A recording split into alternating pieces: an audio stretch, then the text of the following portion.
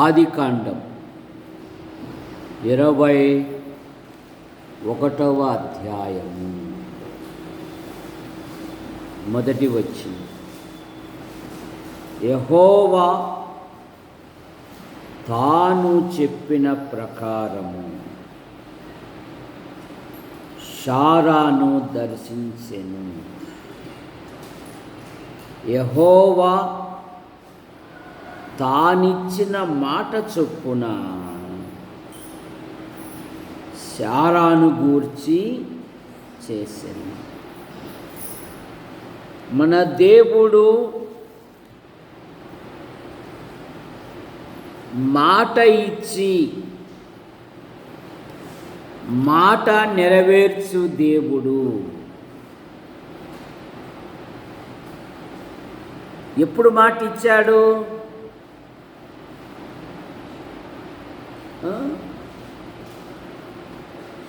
శారాకు ఎప్పుడు మాట ఇచ్చాడు దేవుడు?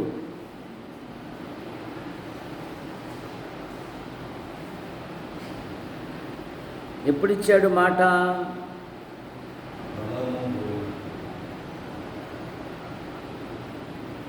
18వ అధ్యాయములో ఆతిథ్యం ఇచ్చినప్పుడు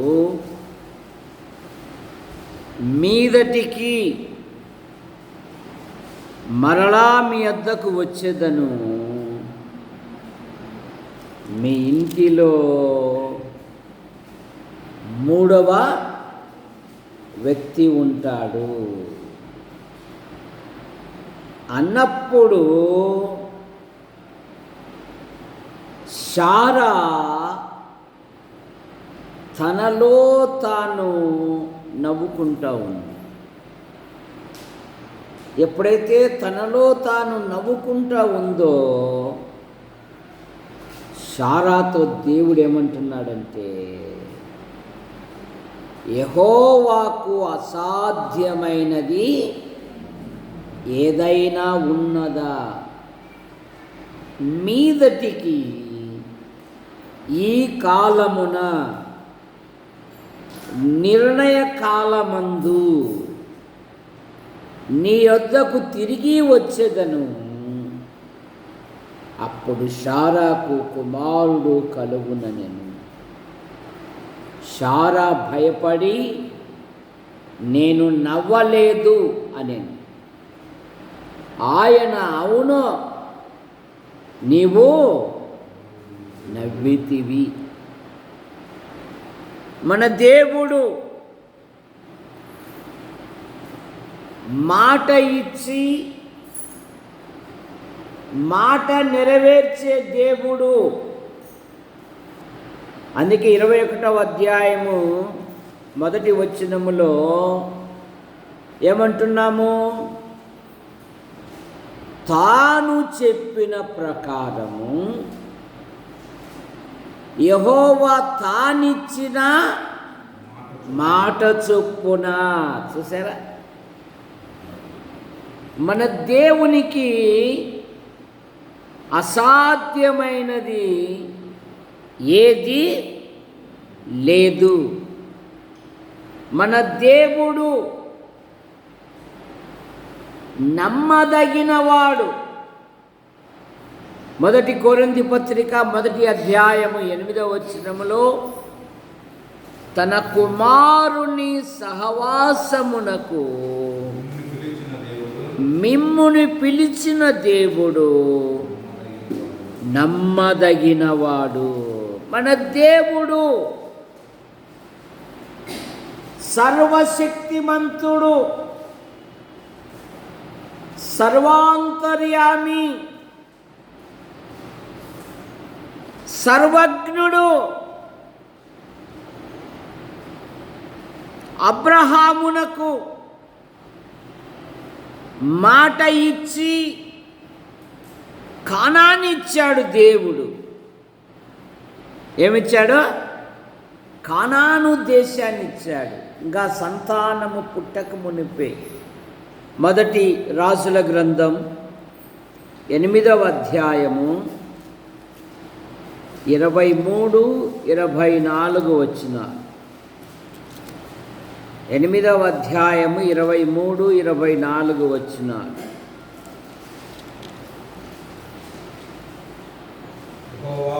యెహోవా ఇశ్రాయేలీయుల దేవా,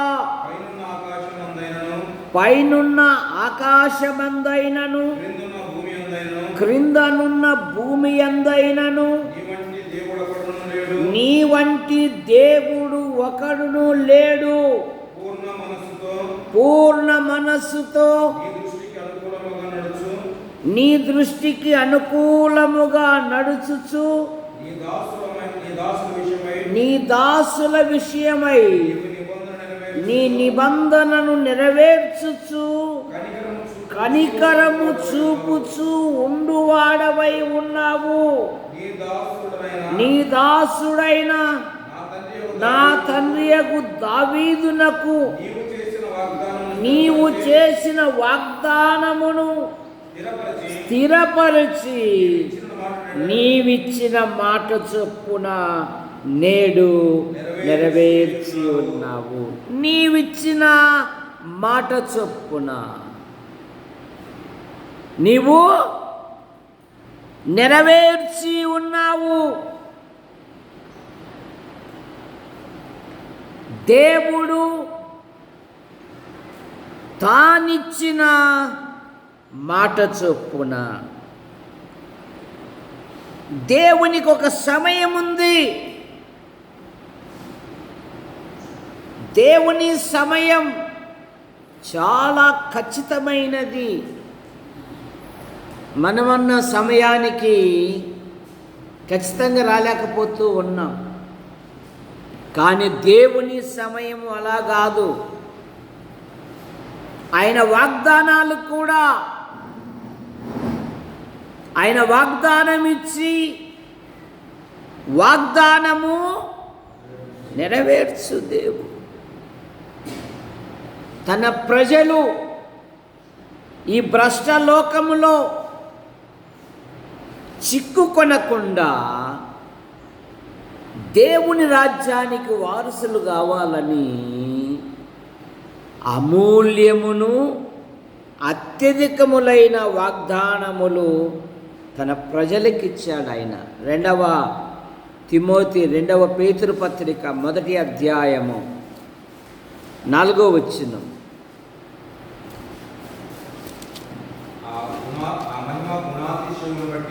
ఆ మహిమ గుణాతిశయములను బట్టి ఆయన మనకు అమూల్యములను అత్యధికములైన వాగ్దానములను అనుగ్రహించి ఉన్నాడు.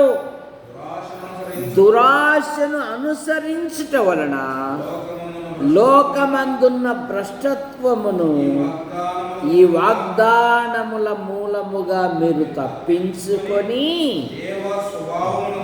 దేవ స్వభావమందు పాలివారు మగునట్లు వాటిని అనుగ్రహించని. భ్రష్టమైన లోకములో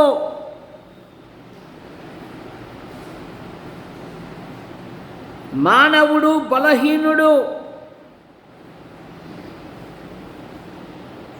వర్షాకాలం అనుకో ఏమంటాడు, ఈ పాడు వర్షం ఎప్పుడు పడుతూనే ఉంటుందంట. చలికాలం అనుకో, ఇది 11 అయినా కూడా మనసు తొలగలేదే. సరే, ఎండాకాలం అనుకో, అబ్బా ఇంత ఎండనా, చిన్న చిన్న దానికే తట్టుకోలేము. దురాశలు అనుసరించటం వలన మీరెక్కడా బలహీనమైపోతారు అని ఆయన మనకు వాగ్దానాలు ఇచ్చాడు. ఏమిచ్చాడు? వాగ్దానాలు ఇచ్చాడు. మనకన్నా ముందుగొన్న భక్తులను మాదిరికరంగా ఉంచాడు. ఏలియాని గురించి ఏం చదువుతాము? ఏలియా మన వంటి చూసారా? మతస్థుడు అంటాడు, అంత భక్తి అలా మనకు. మరి లోతుగా చదువాకురా, మరి లోతుగా ఉండాకురా. ఏదో 4 వచనాలు చదువుకోవాలా, 4 మాటలు ప్రార్థన చేసుకోవాలా, సాగాల. వాయమ్మ, మారు మనసు అంటే మనం ఈ లోకంలో ఆడ బతుకుతాంరా. భక్తులు అట్లాంటిది పడిపోయారు కదా, పడిపోయిన వారు తిరిగి లేచారా లేదా? అది తీసుకోడు వాడు. వాళ్ళే పడిపోయారు, మనమెంతరా, మనమెంతమ్మా అని ఇక స్వైచ్ఛానుసారంగా జీవించడానికి ఇష్టపడతారు. అందుకే బైబిల్ చెప్తా ఉంది, దురాశను అనుసరించటం వలన ఎక్కడ మలినమైపోతామో అని. ఈ అత్యధికమైన వాగ్దానాలు ఎందుకు ఇచ్చాడంటే దైవ స్వభావము మనం పెంపారు చేసుకోవడానికి, దేని చేసుకోవడానికి. అంతేగాని వాగ్దానములప్పుడు గొప్ప వ్యాపారం జరుగుతుంది. వ్యక్తికి వాగ్దానం ఏమంట, వ్యక్తికి వాగ్దానం, ఇంటికి వాగ్దానం, సంఘానికి వాగ్దానం, ప్రపంచ సంఘాలకు వాగ్దానం. పోనీ ఆ విధంగా జీవిస్తున్నారంటే జీవించడం లేదు. చూసారా? వాగ్దానములు ఎందుకు? దైవ స్వభావమును ధరించుకోవడం. మన దేవుడు మన విషయములో ఆయన ఏమంటాడంటే, ప్రతి సమస్యలో ఆందోళన చెందాకు, అడుగు. ఏమంటాడు ఆయన? అడుగు, అడుగుడి, అడుగుడా అలుగుడా? నువ్వు చెప్పురా, మావాడు రాజయ్య కొడుకు చెప్తాడు. నేనా అడుగుడా అలుగుడా? అలుగుడి కదా, అడుగుడి మీకు ఇవ్వబడును, తట్టుడి మీకు తెరవబడును. అడుగు ప్రతి వానికిని, అడుగు ప్రతి వానికిని ఇయ్యబడును అన్నాడు రక్షకుడు. సరే, కుటుంబములో చిన్న చిన్న వాటిని గురించి చింతించకూడదు. అవి దేవుడు లేని వ్యక్తులు చింతిస్తారు. యేసు ప్రభువే చెప్పాడు. ఎవరంటే వాళ్ళు? అన్యజనులు. ఏమి తిందుమా, ఏమి ధరించుకుందుమా, ఎలాగూ జీవించుమా. నీ రక్షకుడు ఏమంటున్నాడంటే, ఆకాశ పక్షులను చూడుడి అని, కాకుల సంగతి విచారించు అన్నాడు, పువ్వుల సంగతి ఆలోచించు అన్నాడు. ఏమి తిందుమో, ఏమి త్రాగుదమో, ఇవి దేవుడి ఎరగని వ్యక్తుల ఆలోచన. కానీ దేవుడైతే తన ప్రజలకు ఏమంటున్నాడంటే, ఇవన్నీ మీకు కావాలనని మీ పరలోకపు తండ్రికి. ఎంత గొప్ప దేవుడు అంటే మన దేవుడు. ఇటు గొప్ప దేవుణ్ణి గోడకు వదిలిపెట్టేసి మన ఇష్టానుసారంగా మనం జీవిస్తూ ఉన్నాం, గోడకు ఫోటో తగిలిచ్చి. చూసారా? అలా కాదు, ఆయన కొరకు నిలబడాలి. ఎందుకంటే బైబిల్లో ఎక్కడ చూసినా కూడా దేవుడు మాట ఇచ్చి మాట నెరవేర్చే దేవుడు. నిర్ణయకాలం, దేవుని సమయం. గలతీ పత్రిక 4వ అధ్యాయం 4వ వచనం. కాలము సంపూర్ణమైనప్పుడు దేవుడు తన కుమారుని పంపెను. కాలము సంపూర్ణమైనప్పుడు, నిర్ణయ కాలం, దేవుడు తన కుమారుని పంపాడు. ఎందుకంటే మలాకి మొదలుకొని మత్తయి వరకు మధ్యలో కొన్ని పేపర్లు, ఖాళీ పేపర్లు ఉంటాయి. ఆ ఖాళీ పేపర్ల యొక్క ఉద్దేశం ఏంటంటే 400 సంవత్సరాలు చీకటి దినాలు దేవుడని కానీ ధర్మశాస్త్రం అని కానీ ప్రజలు వారి ఇష్టానుసారంగా జీవిస్తూ ఉన్నారు. అట్టి దినాలలో కాలము సంపూర్ణమైనప్పుడు దేవుడు తన కుమారుని ఈ లోకానికి పంపాడు. ఎందుకంటే యాకోబు ప్రవచించాడు, సిలోహులో రాజా దండము. ఆదికాండం 49వ అధ్యాయము 9వ వచనం. 49:9 ఆదికాండం.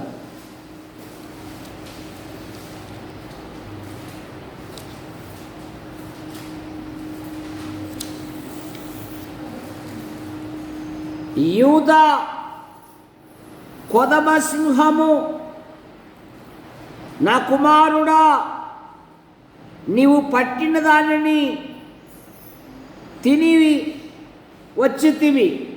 సింహం వలె గర్జించు అతడు, సింహము వలె.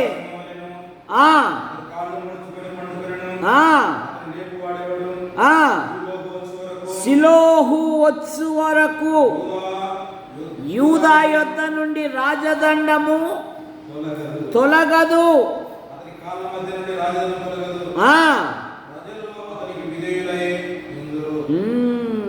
వచ్చు వరకని ఒకటిచ్చి పుట్నోట్స్లో ఏమనుంది?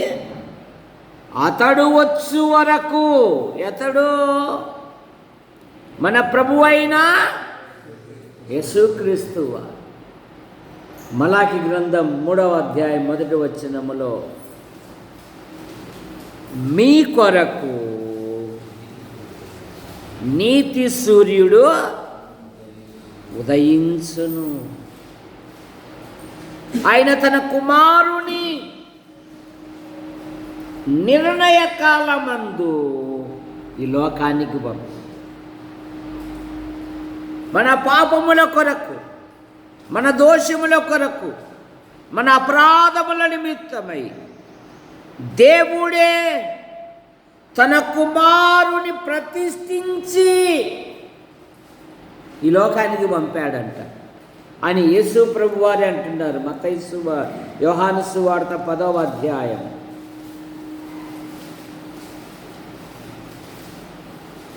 36వ వచనం. తండ్రి ప్రతిష్ఠ చేసి ఈ లోకములోనికి పంపిన వానితో నీవు దేవదూషణ చేయొచ్చు.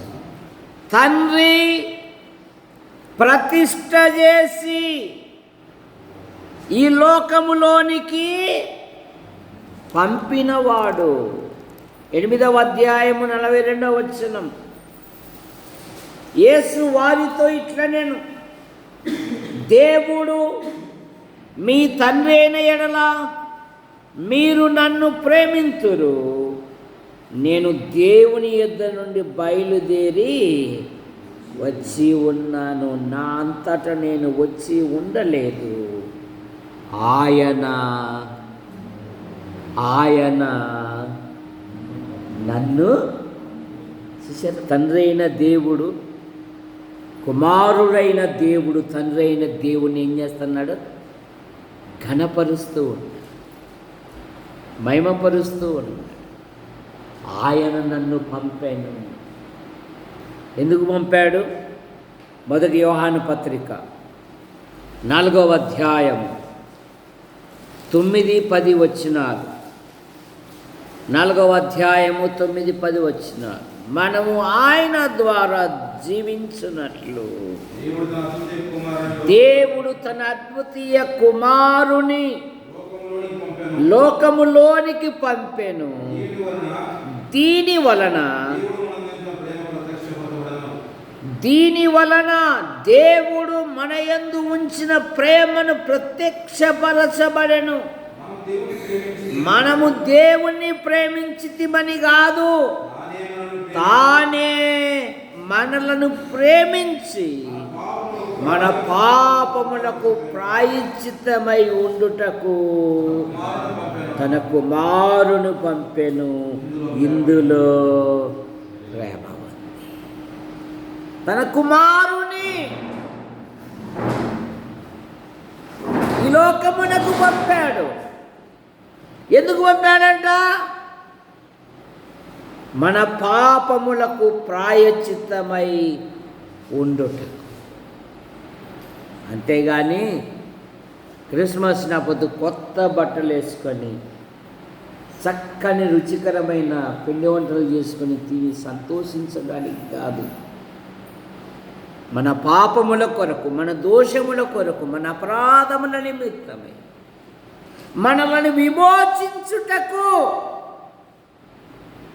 ఎందుకంటే భూమి మీద ఏ మానవుడు సాటి మానవుని విమోచించలేడు.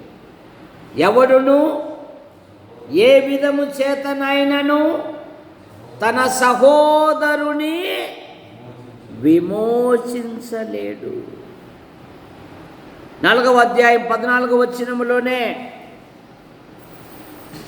తండ్రి తన కుమారుని లోకరక్షకుడుగా ఉండుటకు. బాబా లోకరక్షకుడు ఎవరంటే ఆయన ఆ పాపాత్మురాలు ఏమని సాక్ష్యం ఇచ్చింది? ఈయన లోకరక్షకుడు కాడా?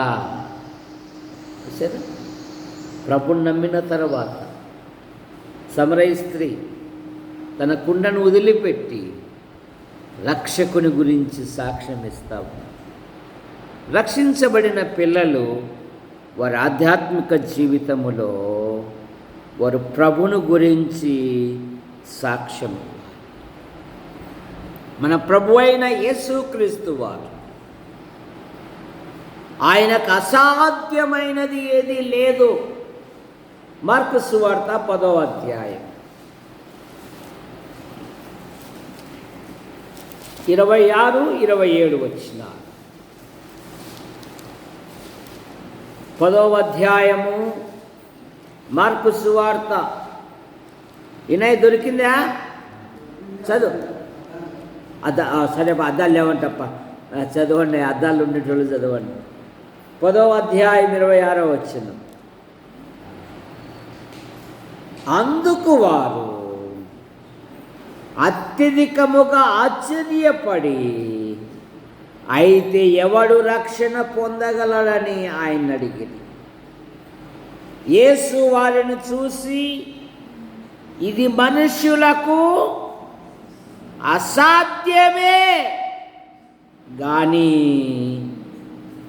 దేవునికి అసాధ్యము కాదు.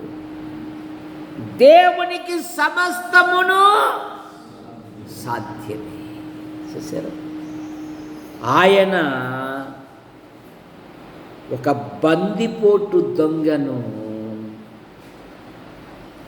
విశ్వాసిగా మార్చాడండి. ఆయనతో పాటు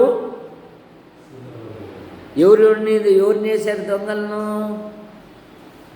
ఎవరంట వాళ్ళు? వాళ్ళ గురించి ఏమని రాసినాడు పరిశుద్ధాత్మ దేవుడు? ఎవరు వాళ్ళు? 2 బందిపోటు దొంగలు. వారు కూడా ఆయనను అపహసించిరి. కానీ యేసు ప్రభు చెప్పిన 7 మాటలలో మొదటి మాట సాగివండ శ్వేత. ఏ మాట అమ్మా? ఆర్థికంగా. అందుకే నేను శనివారం రాలే పెద్దనాయన, ఇట్లా చెప్తే నేను బుధవారం కూడా రానంటాను. చూసారా, 7 మాటల్లో మొదటి మాట ఏది? నువ్వు చెప్పమ్మా. గంధం కృపాసుందరి. బా సరే. తండ్రి వీరేమి చేయుచున్నారో వీరు ఎరుగరు వీరిని. ఆ 2వ మార్పు వచ్చిందండి. ఆ 2వ మార్పు వచ్చి, అరే అబ్బాయి, ఇది నీకు నాకు న్యాయమే కానీ ఈయన ఏ తప్పిదమో యేసు నువ్వు నీ రాజ్యంలోకి వచ్చినప్పుడు నన్ను జ్ఞాపకము. ఇప్పుడేమన్నాడమ్మా? నువ్వు చెప్పు.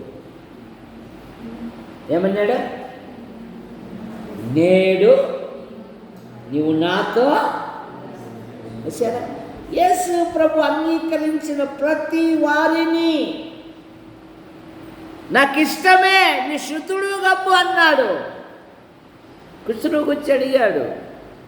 ఏమని అడిగాడు? నీకిష్టమైతే. ఇదంతా నాకు సంబంధం లేదన్నా, నాకు ఇష్టమే, నువ్వు శుద్ధుడు కమ్ము. మన దేవుడు అసాధ్యాలను సుసాధ్యాలుగా మార్చే దేవుడని మనం ప్రార్థన చేయాల. మనం ఏం చేయాలి? ప్రార్థన చేయాలి. పాపాత్మురాలు సీమోను భోజనానికి పిలిచాడు. ఆ ఊర్లోని పాపాత్మురాలు విలువైన అత్తరు బుడ్డి పగలగొట్టి ఆయన పాదములను అభిషేకం చేస్తూ తన కన్నీళ్లతో తన తల వెంట్రుకలతో ఆయన పాదాలు దుడుస్తూ ఉంటే మానవుడు ఎప్పుడు సనిగేవాడే. సీమోన్ ఏమంటున్నాడు? ఈమె యువతిదో ఎటువంటిదో అసలు మా బోధకుడు తెలియదే తెలియదు. పాపాత్మురాలు. ఆడి కథ కూడా చెప్పాడు. ఇద్దరిని క్షమించాడయ్యా. ఈ ఇద్దరిలో ఎవరు అంటే ఏమన్నాడు వాడు? ఆ మనుష్యుడే అన్నాడు. ఏమన్నాడు? పశ్చాత్తాపన్న వాడే అంటున్నాడండి. కానీ మన రక్షకుడు ఆమెతే ఉన్నాడంటే ఆమె విస్తారముగా ప్రేమించెను, ఆమె విస్తార పాపములో. అబ్బా, యేసు ప్రభువారు ఆమెకేం పేరు పెట్టాడంటే సమాధానమ్మ అని పేరు పెట్టాడు. ఏమన్నాడు? అమ్మా, సమాధానం కలిగిన దానివై వెళ్ళు అన్నాడండి. సీమోను పేతురైతే ఇది పాపాత్మురాలు అన్నాడు. లోకము ఎప్పుడూ మన బలహీనతలు చూస్తారు, కానీ మన ప్రభు తన ప్రేమను చూపుతాడు. ఆయన ప్రేమించేది చూసారా? అందరూ రాలేయండి అన్నారు. అందరూ వెళ్ళిపోయారు. ఏమమ్మా ఏది వాళ్ళంతా ఏడండి? వాళ్ళ వాళ్ళ వాళ్ళ వాళ్ళ ఆ యొక్క తిరుగుబాటు అంతా జ్ఞాపకం వచ్చింది అందరి.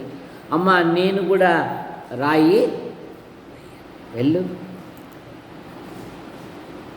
ఆయన అసాధ్యమైన వాటిని సుసాధ్యాలుగా మార్చుద్ది. జక్కైని గురించి ఏమన్నారు? ఏమన్నారు ఆనాటి లోకం?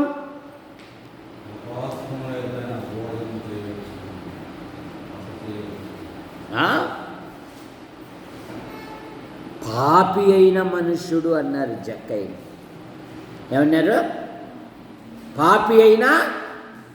కానీ జక్కయ్యతో అన్నాడు, జక్కయ్య ఈ రాత్రి నేను నీతో ఉండాలి అన్నాడు. అమ్మో, రక్షకుడే నా ఇంటిలో ఆయన ముఖకాంతిలో జక్కయ్య చేసిన పనులన్నీ గుర్తుకొచ్చాయి. ఇప్పుడు అంటున్నాడు, ఒప్పుకుంటావా తప్పుకుంటావా అని అనలే ప్రభు. వాడే ఒప్పుకుంటున్నాడు. ప్రభువా, ఎవరికి అన్యాయం చేశానో వారికి 4 చెల్లిస్తాను అన్నాడు. ఇప్పుడు జక్కయ్యకు కూడా ఒక శ్రేష్టమైన పేరు పెట్టాడండి దేవుడు. ఏం పేరు పెట్టాడు బాబు జక్కయ్యకు? ఏం పేరు పెట్టాడు? చదువుతుంటావు బైబిల్లో? అప్పుడప్పుడు రోజు చదవాలనైనా. ఎందుకంటే దుష్టలోకములో యవ్వన పిల్లలు క్షణాలలో తొట్టిల్లిపోతారు. తొట్టిల్లకుండా కాపాడేది ఏంటంటే దేవుని వాక్యం. తొట్టిల్లకుండా కాపాడేదంటే ప్రార్థన. తొట్టిల్లకుండా కాపాడేదంటే దైవ సహవాసం. ఇప్పుడు అంటున్నాడు రక్షకుడే, ఇతడును అబ్రహాము ఒక పాపికి ఏం పేరు పెట్టాడో దేవుడు? ఇతడును అబ్రహాము కుమారుడే. ఎప్పుడైతే ఒప్పుకున్నాడో సరే, దేవుని సంఘమును హింసపెట్టిన సౌలును తన సాధనముగా దేవుడు వాడుకున్నాడండి. తన సాధనముగా దేవుని ప్రజలను హింసించాడు. తనకు ప్రాణాధారమైనట్టుగా హత్య చేయటం కూడా వెనకాడలేదు. అపోస్తుల కార్యాలు 22వ అధ్యాయము 4వ వచనం.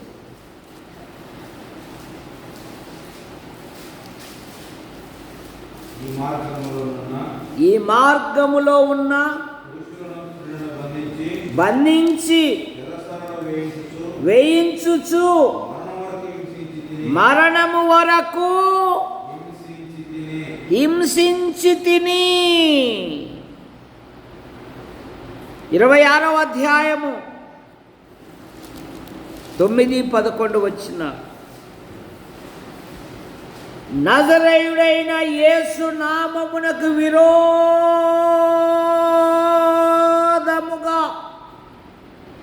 అనేక కార్యములు చేయవలని అనుకొంటిని.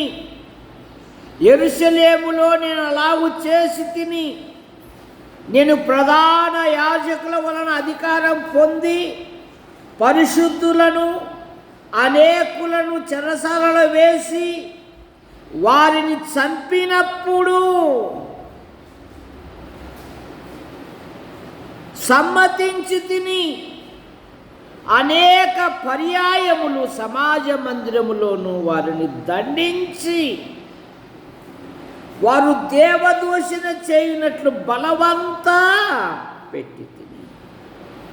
వారి మీద మిక్కిలి క్రోధము గలవాడై ఇతరుల పట్టణములకు వెళ్ళి వారి హింసించుచు. సరే, వారి కొరకు మనం ప్రార్థన చేయాలి.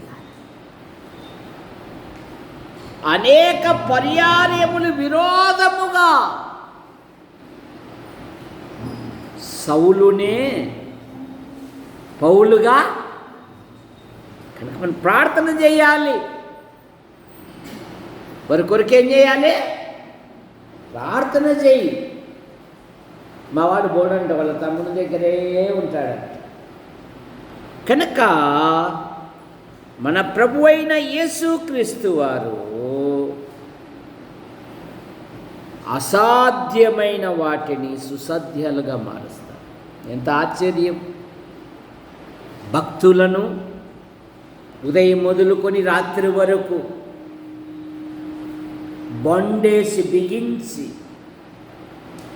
చాలా దెబ్బలు కొట్టి రక్తము కారుచూ ఉన్న వారితోనే ఏం చేశాడు దేవుడు? చెప్పిసాక ఏం చేశాడు?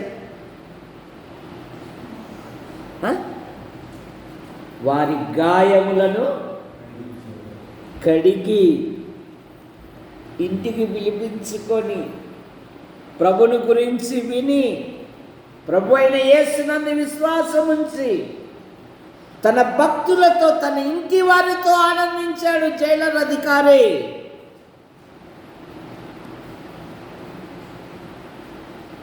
మనము ధ్యానించడం లే దైవ గ్రంథాన్ని, ఒట్టి మాటల్లోకి దిగిపోయాం. తానిచ్చిన మాట చొప్పున నెరవేర్చి దేవుడు అబ్రహాముతో అన్నాడు, నీవు ఆశీర్వాదముగా ఉంటావు అన్నాడు. ఆదికాండం 12:2. ఆదికాండం 12వ అధ్యాయము 2వ వచనం.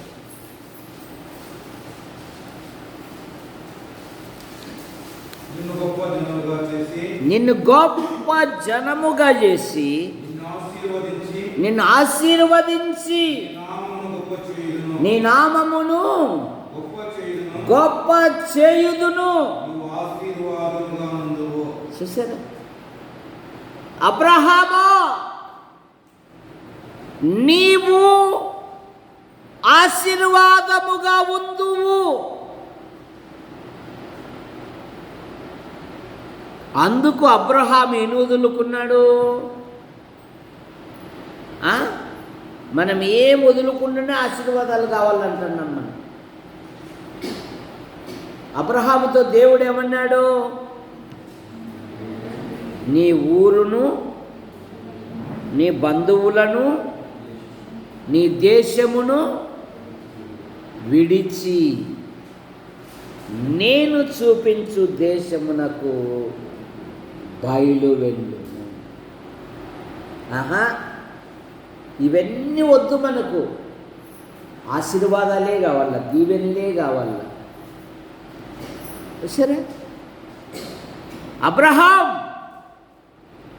నీవు ఆశీర్వాదముగా ఉందువు. అబ్రహామును దేవుడు పిలిచినప్పుడు ఆ పిలుపునకు లోబడి తాను స్వాస్థ్యముగా పొందనై ఉన్న ప్రదేశమునకు బయలు ఎక్కడికి వెళ్ళవలయనో ఎరుగక, మనకు అన్ని సదుపాయాలు కరెక్ట్గా ఉండాల. చూసారా, మనకు సదుపాయాలు బాగా పర్ఫెక్ట్గా ఉంటేనే మనకు అది లేదు. ఆ మీటింగులకు వచ్చి ఎవడుంటాడు? దోమలు, రొచ్చు. అందుకని డ్యూటీలు ఎందుకు? పర్మిషన్ ఇలే, లేదంటే మేము కూడా వచ్చేటోళ్ళము అనుకోండి. మేము కూడా రావాలని. ఇది పైపోయచ్చు గచ్చు పూత. ఏం పూత ఇది? గచ్చు పూత. సరే, దేవుని పిల్లలకు కూడికలు అనేటివి ఒక గొప్ప ఆశీర్వాదం. మనం మాత్రం రాము. దేవుని వాక్యము మనల్ని హెచ్చరిస్తుంది, బలపరుస్తుంది, సరిదిద్దుతుంది. 24వ అధ్యాయం 1వ వచనములో అబ్రహామును దేవుడు అన్ని విషయములలో ఆశీర్వదించాడు. మొదట ఏమన్నాడు? నీవు ఆశీర్వాదముగా ఉందువు అన్న దేవుడు ఆశీర్వదించాను. ఎప్పుడు ఆశీర్వదించాడు?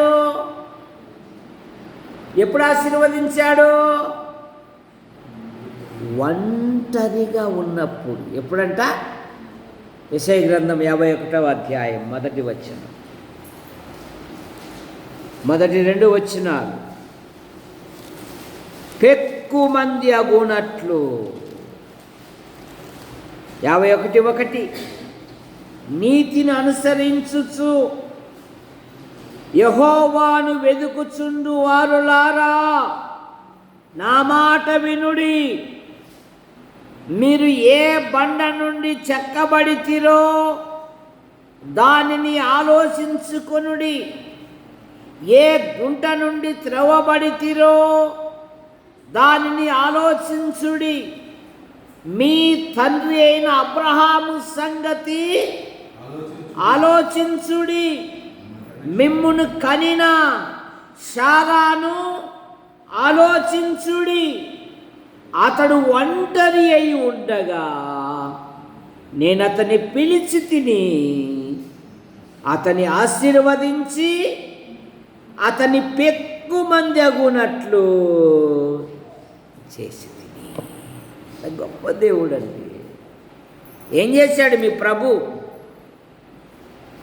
ఏమిచ్చాడు మీ దేవుడు? ఏ ఇంటికి పోయినా కూడా అన్ని పెట్టే నేను. సరే, ఏమిచ్చాడు? నువ్వు ఆయన కొరకు నిలబడు. తాను ఏమై ఉన్నాడో తగిన కాలమందు, నిర్ణయ కాలమందు తను బయలుపరుచుకుంటాడండి. నువ్వు ఉండడంలే. నీకు ఎట్లా ఉండాలంటే స్విచ్ వేస్తానే లైట్ వెలిగినట్లుగా. సరే, ఏమమ్మా ఇంతవరకు కూడా నీ కారు లేదా? ఇంతవరకు నువ్వు బండి లేదా? ఏమప్పో నీ సేవలో ఏమో లోపం ఉన్నట్లుంది. నీ సేవలో ఏమి ఒక బండి కూడా లేదా నీకు? నీ బతుకు ఎప్పటి నుండి బైబిల్ పట్టావు? చిన్న వయసు నుండి మేము చూస్తూనే ఉన్నాం. వస్తు వాహనాలు కాదు, నువ్వు ఆరోగ్యంగా ఉన్నావే అదే దేవుని కృప.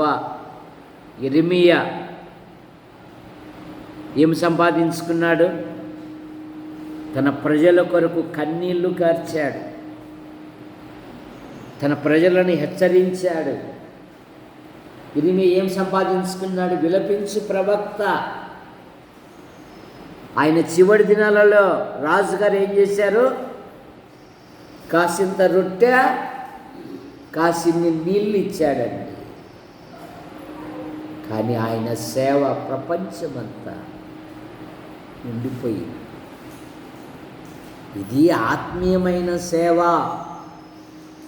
దేవుని ప్రజలకు ఏమి సిద్ధపరిచెనో కంటికి కనబడవు, హృదయానికే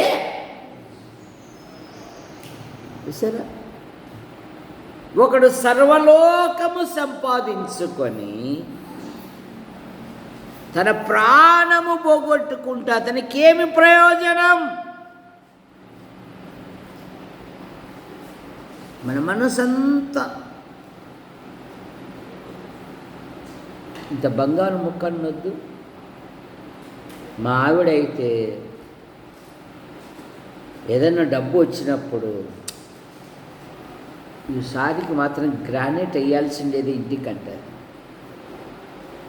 ఈసారి మాత్రం మార్పులు వేయాల్సిండేది అంటాడు. అవి ఎక్కడికో పోతుంటాయి, మిగతాది కట్టుకుంటానే ఉంటావు. ఇట్లా కాదులే పాప, ఇవి ఇప్పుడే కాదులే అంటుంది మళ్ళా నిన్ననే. సరే, వాటి మీద కాదు మనస్సు, కలిగిన వాటితో ఎప్పుడైతే తృప్తిగా ఉంటామో అదే గొప్ప ఆశీర్వాదం. ఇప్పుడు అబ్రహాముతో అంటున్నాడు, అబ్రహాము పనివాడంటున్నాడు అబ్రహామును గురించి. నా యజమానుడకు అబ్రహామును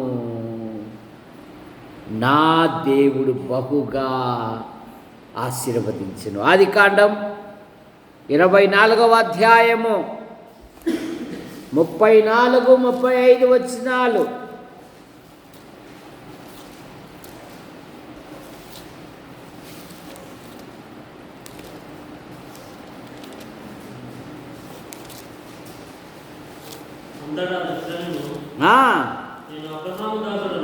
నేను అబ్రహాము దాసుడను,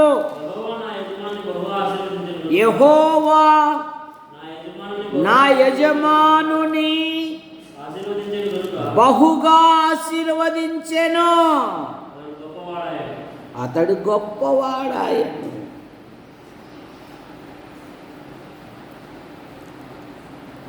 నా యజమానుని యెహోవా దేవుడు బహుగా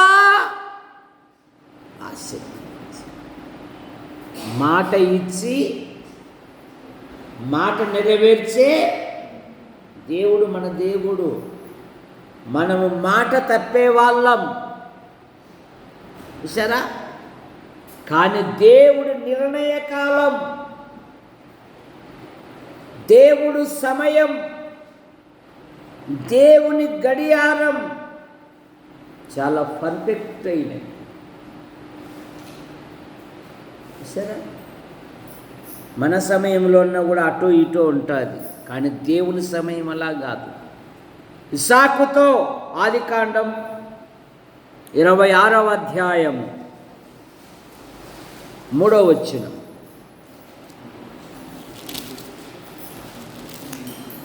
26:3 ఆదికాండం.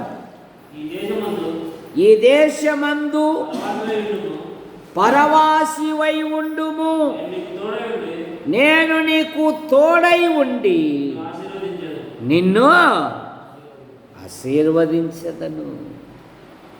సరే, ఇస్సాక్, ఈ దేశమందు నువ్వు యాత్రికునివి. భూమి మీద మనము కూడా యాత్రికులము, పరదేశులమై ఉంది.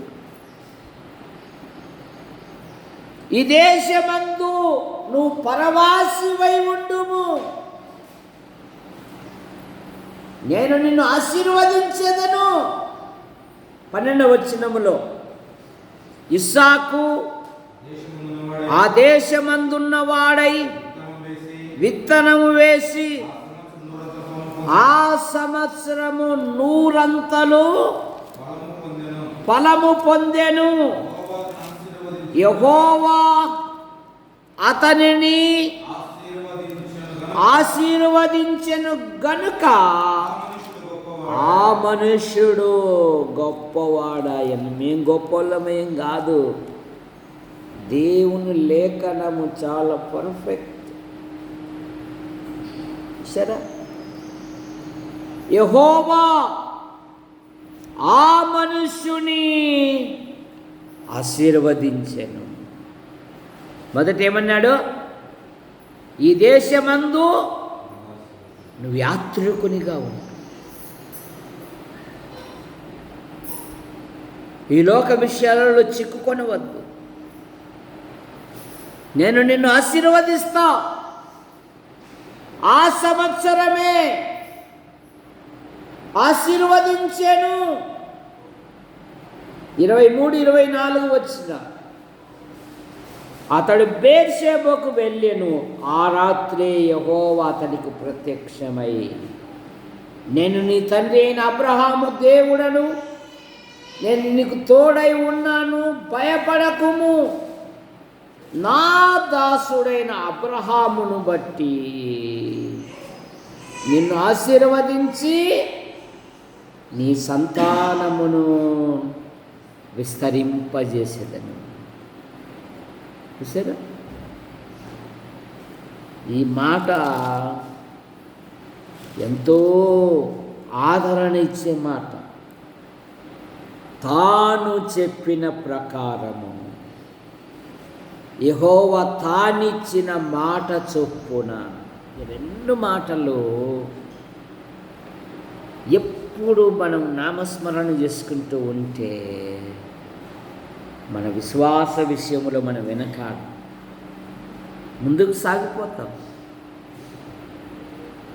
అబ్రహాముతో అన్నాడు, నువ్వు ఆశీర్వాదముగా ఉందువు అన్నాడు. నా యజమానుని దేవుడు బహుగా ఆశీర్వదించి. యాకోబుతో ఆదికాండం 46వ అధ్యాయం 2-3 వచ్చిన.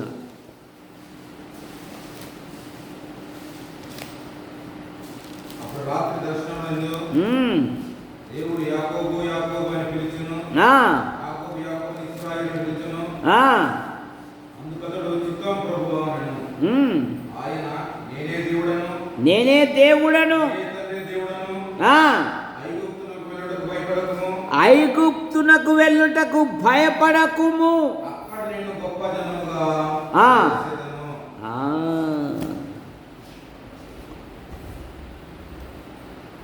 యాకోబు, ఐగుప్తు వెళ్ళుటకు నువ్వు భయపడవు. అక్కడ నేను నిన్ను బహుగా ఆశీర్వదించను. ఇప్పుడు ప్రశ్న, ఎంతమంది వెళ్ళారు ఐగుప్తునకు? ఎంతమంది వెళ్ళారు?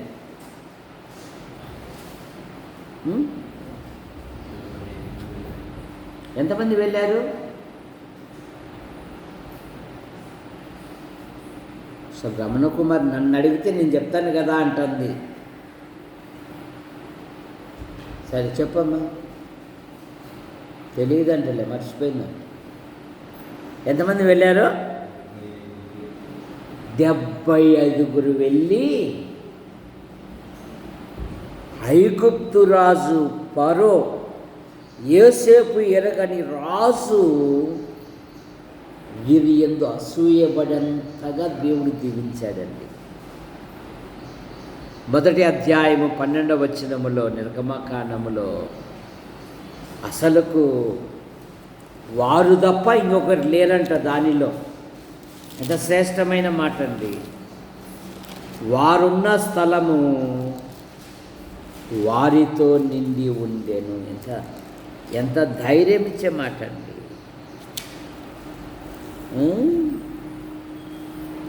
7వ వచనం, ఇశ్రాయేలీలు బహు సంతానము గలవారై, నిర్గమకాండం 1వ అధ్యాయం 7వ వచనం, అభివృద్ధి పొంది విస్తరించి అత్యధికముగా ప్రబలిరి. వారు ఉన్న ప్రదేశము వారితో, ఇంకా ఎవరు లేరంట అందులో, అన్యుడు అనేవాడు లేడంట. వారున్న ప్రదేశము, యాకోబు ఐగుప్తు వెళ్ళుటకు నీవు భయపడవద్దు. ఎంతగా దేవుడు ఆశీర్వదించాడంటే వారిని బహుగా ఆశీర్వదించాడు. మొదటి అధ్యాయం 2-3 వచనాలలో చూడండి. యోసేపును అతని అన్నదమ్ములందరూ 75 ఐగుప్తునకు వెళ్ళాను. ఇప్పుడు బహుగా ఆశీర్వదించి మన దేవుడు మాట ఇచ్చి మాట నెరవేర్చింది. యెహోషువ గ్రంథం 1వ అధ్యాయము 3వ వచనం,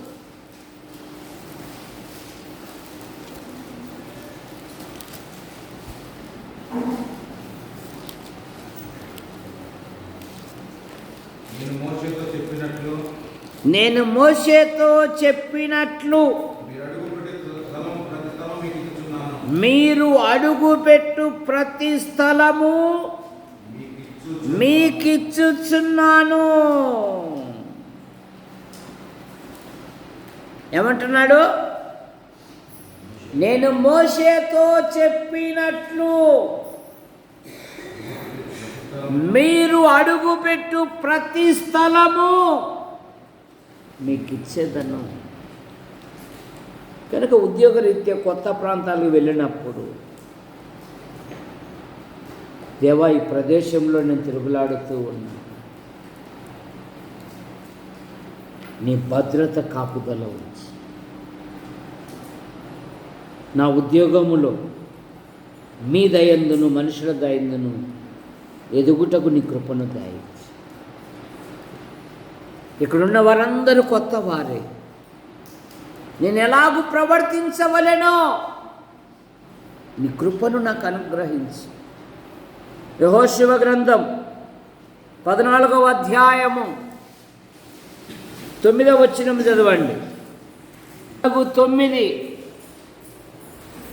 యెహోషువ గ్రంథం 14వ అధ్యాయము. మోషే ఆ దినమున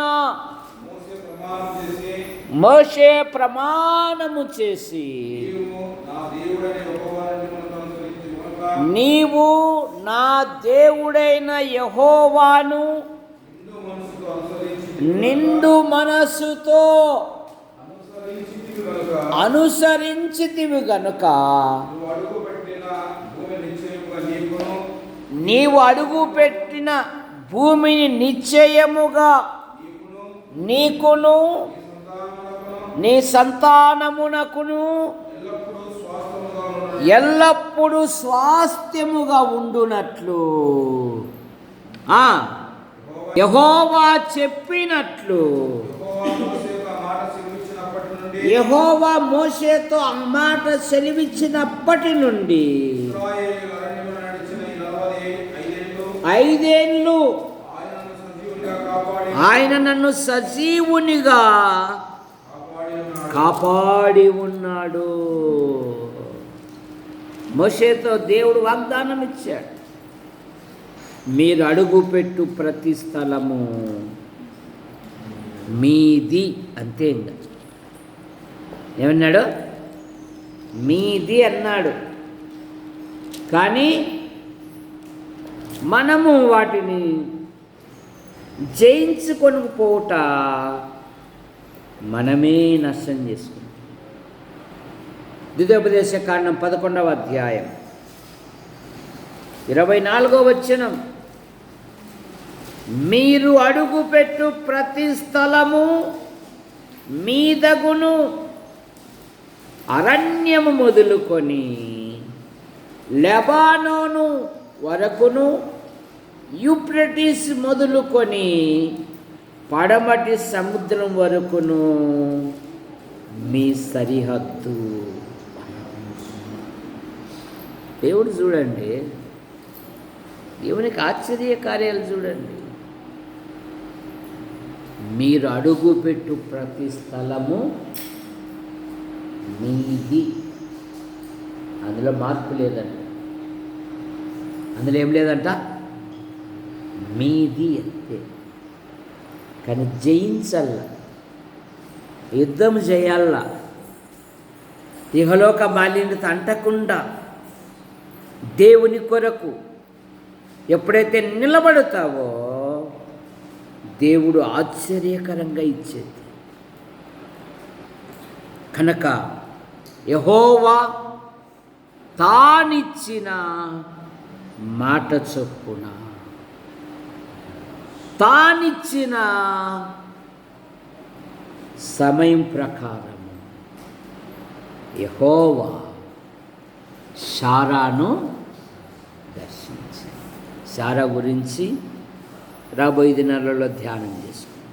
ప్రార్థన. ప్రేమించిన మా తండ్రి, మీ నామాను బట్టి మీకు స్తోత్రములు చెల్లిస్తున్నాం.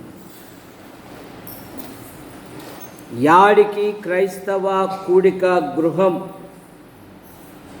చేర్చబడిన ప్రతి కుటుంబాన్ని మీ రెక్కల కింద ఉంచుకొని కాపాడమని అడుగుతున్నాం. ప్రభుత్వ శాఖల్లో కొందరు, ప్రైవేటు సంస్థల్లో కొందరు, మరీ కొందరు విభిన్న రీతిగా ప్రయాసపడుతూ ఉన్నారు. ఈ ఎండల వలన దొరైస్వామి అలాగే రైతులు వేసిన పంట నష్టం కాకుండా కాపాడమని అడుగుతాం. పాల్ ప్రయాణాన్ని దీవించారు, క్షేమంగా నడిపించారు. తన పనిని సఫలం చేయండి. తిరిగి రాత్రి వెళ్తుండగా ప్రయాణాన్ని కూడా దీవించమని అడుగుతాం. సండే స్కూల్ బృందాన్ని బట్టి మీకు స్తోత్రములు, తల్లిదండ్రులను బట్టి మీకు స్తోత్రములు. నడిపిస్తున్న మేడం కుటుంబాన్ని, భర్తను, పిల్లలను దీవించి మీరు మహిమ పొందండి. పిల్లల యొక్క చదువులు, చురుకైన జ్ఞానం, వివేకం, ఆలోచన దయచేయండి. మిమ్మల్ని దూషించిన ఈ లోకంలో ఉన్నాం, మిమ్మల్ని సిలువ వేసిన ఈ లోకంలో ఉన్నాం, మిమ్మల్ని అపహాస్యం చేసిన ఈ లోకంలో ఉన్నాం. మా ఆధ్యాత్మిక జీవితములో లోకం వైపు, లోక ఆకర్షణ, లోకములో ఉన్న దేనిని ప్రేమించక విశ్వాసమునకు కర్తయు దాన్ని కొనసాగించువాడైన యేసుక్రీస్తు వైపు చూచుచు ముందుకు సాగుటకు మీకు కృపను దయచేయండి. లెనినుకుంటున్న ఆ యొక్క గాయాన్ని మీరు ముట్టి స్వస్థపరచండి. రంగా కుమారునికుంటున్న ఆ గాయాన్ని కూడా మీరు ముట్టి స్వస్థపరచండి. సంపూర్ణమైన ఆరోగ్యమును దయచేయండి. యేసు ప్రభువా, వృద్ధులు, వృద్ధురాళ్ళు ఉన్నారు. ఈ ఎండల వలన ఎటువంటి బలహీనతల గురి కానివ్వకుండా కాపాడండి. అందులో ఇన్నయ్య తల్లి, దేవదాస్ తల్లి, పెద్దరాజు తల్లి, ఇంకా వృద్ధులు, వృద్ధురాళ్ళు ఉన్నారు. పుట్లూరు శాంతమ్మ గారికి కంటి ఆపరేషన్ జరిగింది. స్పష్టంగా చూసుటకు మీకు కూడా దయచేయండి. నందిపాడు ఆలిసమ్మ, ఆమెకుంటున్న ప్రతి బలహీనత మీరు ముట్టి స్వస్థపరచండి. మునిస్వామి, ఆయన భార్య, కుమారులను దీవించండి. రెండవ కుమారుడు తల్లిని దీవించండి. మంచి పోషకాలు దయచేయండి. బాబు చెల్లెలి జ్యోతి అమ్మ, ఆమె భర్త వారి సంతానాన్ని కూడా దీవించి మీరు మహిమ పొందండి. నైనా మీకు వందనాలు చెల్లిస్తున్నాను. నూతనంగా వస్తున్న వారిని దీవించండి. ఈ ప్రదేశమంతా, వారున్న స్థలము వారితో నిండి ఉండేననే మాటను బట్టి మీకు స్తోత్రం. దీవించమని అడుగుతుంది. పైన రేకుల షెడ్డు విషయంలోనూ, పురుషుల బాత్రూమ్ విషయంలోనూ, ఎదురుగా ఉన్న స్థల విషయంలోనూ అద్భుతమైన సహాయమును మీరు దయచేయండి. మా ప్రియులు కట్టుపల్లి యోహానంకులు, రాజాబాయి ఆంటీ మీ పిలుపు తీసుకున్నారు.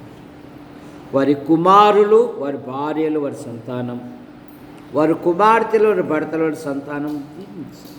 శ్రీరామూర్తి గారి కుమార్తెలు, కుమారుని దీవించండి. కడప, రాజంపేట వచ్చే శనివారం, ఆదివారం జరగబోయే కూడికలను దీవించి మీరు మహిమ పొందమని అడుగుతారు. గుంటూరు జిల్లా సంఘాలను బలపరచండి.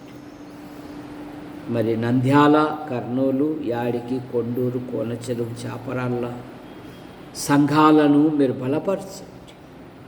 యూట్యూబ్ ద్వారా వీక్షిస్తున్న ప్రతి వారిని దీవించండి. నైనా మా యాడికి మండలమును మీరు దీవించమని అడుగుతున్నాను. పాలన చేయు అధికారులు, అనధికారులను దీవించండి. చక్కగా పాలించినట్లుగా మా పై అధికారులకు నీ దైవ జ్ఞానమును దయచేయి. మా తాడపతి నియోజకవర్గాన్ని, నాయకులను, అధికారులను దీవించండి. మా అనంతపురం జిల్లా కలెక్టర్ను, కార్యాలయమును, నాయకులను, అధికారులను దీవించండి. మా తెలుగు రాష్ట్రాలను, ముఖ్యమంత్రులను, గవర్నర్లను దీవించి మీరు మహిమ పొందండి. మా భారతదేశం కొరకు మేము ప్రార్థిస్తాం. సుప్రభువా, మా దేశ ప్రధాని గారిని దీవించండి. రాష్ట్రపతి గారిని దీవించండి. దేశ సరిహద్దులను, సైనిక పటాలను దీవించండి. అయ్యా మీకు వందనాలు చెల్లిస్తున్నా. పాల్ సిఏ పరీక్షలలో మంచి ఫలితాలతో పాస్ అయ్యారు. జెస్సీ, దివ్యాలు ఎంబీఏ పరీక్షలు రాశారు. జెస్సీ మరో పరీక్ష రాసింది, మంచి ఫలితాలతో పాస్ అవునట్లుగా. బిషప్ కుమార్తె, పెద్ద కుమార్తె, ఆయా పరీక్షలు రాసింది, మంచి ఫలితాలతో పాస్ అవునట్లుగా. డిఎస్సి కొరకు సిద్ధపడుతూ ఉన్నారు. ఇంటర్ ప్రథమ సంవత్సరం రాసిన పరీక్షల కొరకై రాసిన బిడ్డల కొరకే ప్రార్థిస్తున్నాం. అందులో దేవదాస్ కుమార్తె, వసంతరావు కుమారుడు, ఇంకా అనేకమైన పిల్లలు ఉన్నారు. 10 పరీక్షలు రాసిన బిడ్డలను దీవించండి. అందులో జగదీష్ వదిన కుమారుడు డాలి రాస్తున్నాడు. ఇంకా అనేకమైన పిల్లలు ఉన్నారు. మంచి ఫలితాలతో పాస్ అవునట్లుగా మీ కృపను దయచేయండి. సంఘములో యవన పిల్లలు ఉన్నారు.